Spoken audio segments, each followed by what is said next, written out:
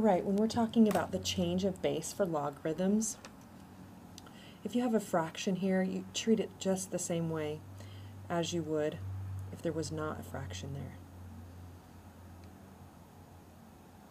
So go ahead and change this using the change of base rule to log of 1/3. So base 10 of 1/3 and log base 10 of 4. So we don't need to put the base 10 there, and we can use these on our calculator. You could also do this doing the natural log. So go ahead and plug those into your calculator. Now, if you go to the Help with the Math, and there's a link for a scientific calculator online, and then you can use this calculator, and you put in 1 divided by 3, and take the log of that, and then you're going to divide that by the log of 4. So you put in the 4, and then click log, and then push equals, and this is your answer, negative 0.79248. Okay, this is all at the decimal approximation for this value. It asks to round it to the nearest third decimal place. So that we look at the 2, the digit to the right of the 2 is less than 5, so this stays a 2. So your answer is a negative 0.792.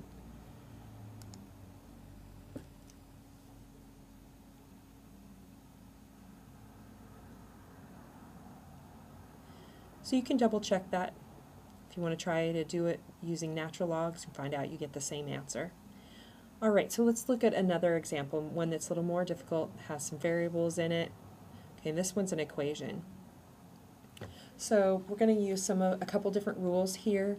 When you have your variable here in the exponent of a logarithm, you can remember how you can pull this exponent out. You're going to pull this out in front of the log. Okay, that's one of the rules that you learned earlier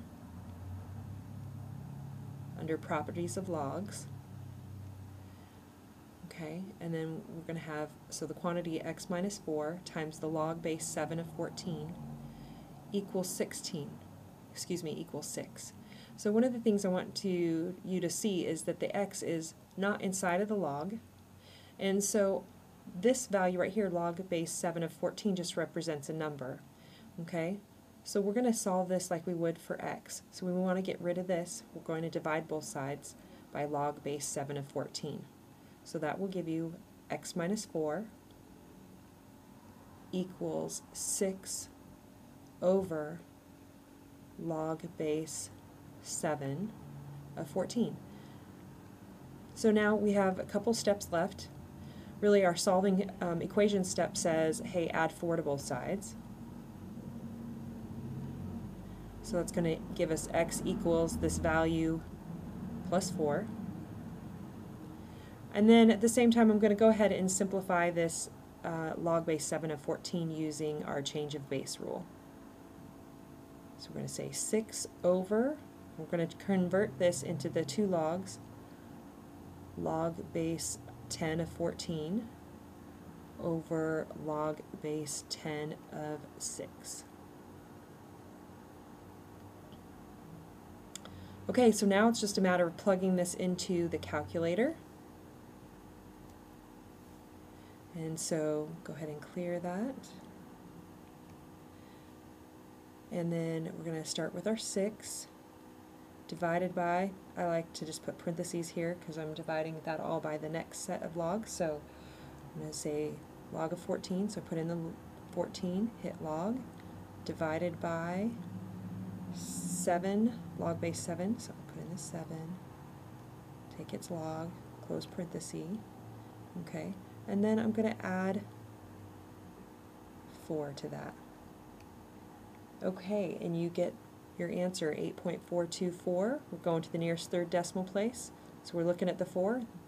The digit to the right of it is a 1, so that's less than 5, so this stays a 4. Okay, so we write that down for our answer. X in this case is approximately 8.424.